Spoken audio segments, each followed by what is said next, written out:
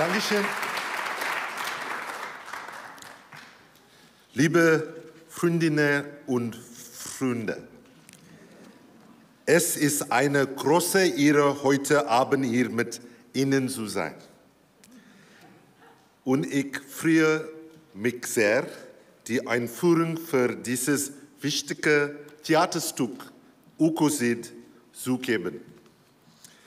Ich halte es für einen sehr wichtigen Beitrag zum globalen Klimakampf. Dear interpreters, I'm sorry if you thought I was going to give my whole speech in German. Unfortunately, as you can see, my German is a bit scheiße. Zu viele Zungenbrecher. I must start with a confession here this evening that I am very nervous speaking to anybody these days, much less so when I was a young activist fighting against the apartheid system. And the best way I can tell you why is by sharing a story with you. Speaking to the audience in the United States some years ago, talking about all the crises that we face, in the question and answer time, a woman put up her hand and said, Mr. Naidoo, have you heard of Martin Luther King? And I said, yes, he inspired me and many other people in our struggle in South Africa. And then she said, do you know what his most famous speech was called? Anybody? Yeah. So thinking that it was a trick question, I said it very gently. I said, I have a dream. And she shouted back. She said, yes, it's I have a dream, but when you speak, it sounds like you have a nightmare. The forests are collapsing, the oceans are dying, inequality is rising, fascism is increasing, and so on. So let me start by saying that the moment we find ourselves in is a very tricky moment for leadership. We have to find the right balance between speaking truth to power, not sanitizing the fact that humanity is in a deep, deep, deep crisis, on the one hand, but we have to do that in a way that also does not immobilize people, does not give people a sense that it's too late. And let's be very, very clear. If there's one message you take away from tonight, is that pessimism is a luxury that we cannot afford. Right? We just cannot afford the luxury of pessimism.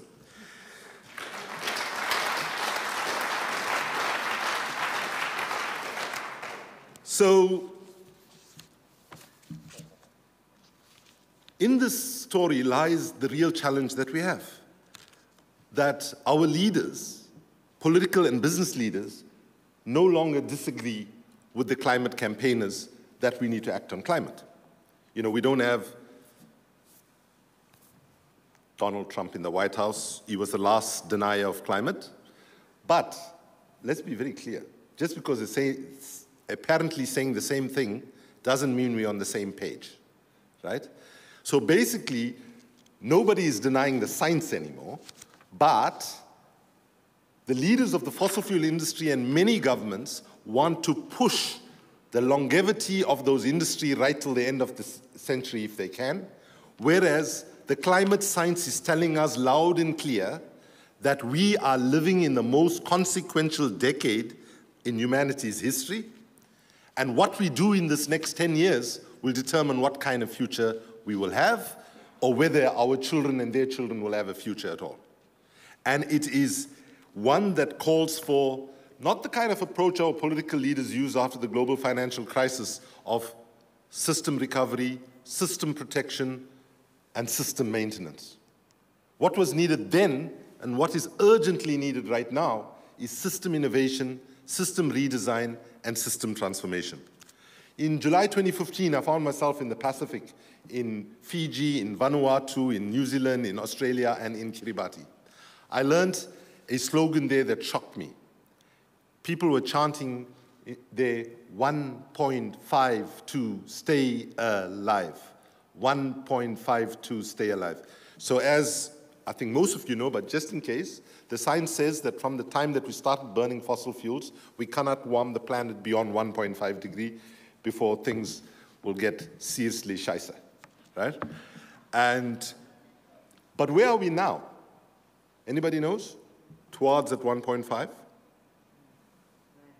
1.1. And at 1.1, we got people dying in Germany, in Belgium. Of course, people have been dying in Africa from climate impacts for a long time, but our lives don't appear to matter much in the global world. But let's understand that already at 1.1, we are seeing extreme weather events, right? And all we know is as we go to 1.2, 1.3, it's going to get worse. So the sad, sad truth is I see them 6 months later at the climate negotiations in Paris in 2015, where the Paris Accord was done. And they say, come, let's go speak at this meeting. And I happily go along with them.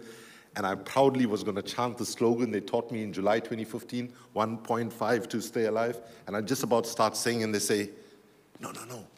The slogan has changed. And the new slogan is 1.5, we might survive. 1.5, we might survive. And my dear brothers and sisters, the terrible tragedy of this is that the people that are paying the first and most brutal price for climate impacts are the ones that have contributed minimalistically to the problem. These are people that don't have fridges, don't have cars, don't have utensils, but they are the ones that are dying now in terms of where the climate impacts are hitting. And that is why we say that what we need is climate justice. And according to the president, former president of Ireland, Mary Robinson, she defines climate justice as follows. Climate justice insists on a shift from a discourse on greenhouse gases and melting ice caps into a civil rights movement with the people and communities most vulnerable to climate impacts at its heart. Let's be clear, the COVID pandemic exposed beyond doubt the sad reality that we live in a world of global economic apartheid, climate apartheid, and vaccine apartheid. And as the one other apartheid was added recently by the UN Secretary General, when Germany and the rest of Europe prevented people from my part of the world, Southern Africa, from traveling. Yeah. By the way, you can investigate it. Omicron did not come from Africa. It's just that South Africa, because of HIV/AIDS, as the best competency in terms of sequencing these strains and so on, that we are able to pick it up first. But we got punished. Just so you know, the consequences of that decision, after 2 years, the peoples of Southern Africa that depend on tourism, after 2 years, they're going to have 6 weeks of normal life. And we were brutally chopped off. The consequences of that decision, even though the European decision makers that were making knew it wouldn't make any difference, they did it to placate public opinion, was devastating for those of us in that part of the world. So let me just say that WWF 2 decades ago said that if we were to deliver the same lifestyle that people in Europe and North America take for granted, then in fact we would need between 2 and 4 planets. We only have 1 planet.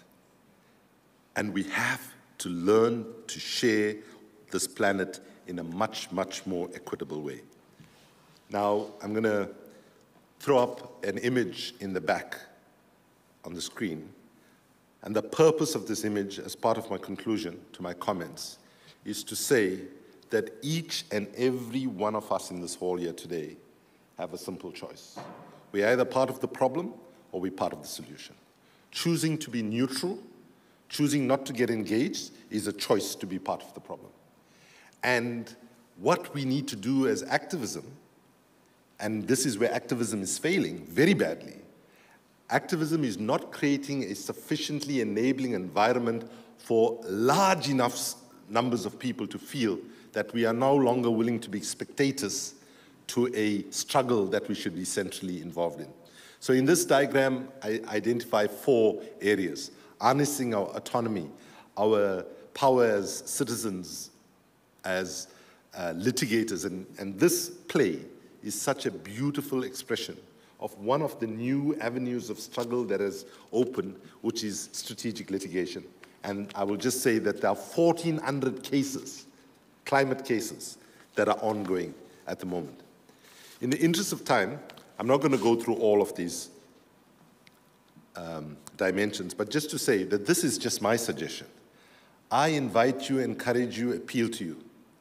Take this message to everybody that you meet, that you must find a way to get involved, and find a way to get involved and contribute in a way that gives you happiness, gives you fulfillment, draws on your skills, talents, and inclinations, right? Because as I told Greta Thunberg and Fridays for the Future when Amnesty International gave them the Ambassador of Conscience Award, don't let the Donald Trumps of the world deprive you of your childhood. While you continue to fight for your future, do so with love, with happiness, with a sense of community and so on. And as somebody who got involved as a young person at the age of 15, I can tell you that I don't have any anger or regret or anything, or pain. But my one regret is I lost my childhood. And it worries me to see so many of these children asking themselves like troubling questions like, should we be thinking about having children or not? You know, these are the kind of questions that the failure of our leadership has led to. Let me conclude, dear brothers and sisters, with a poem that I wrote during lockdown.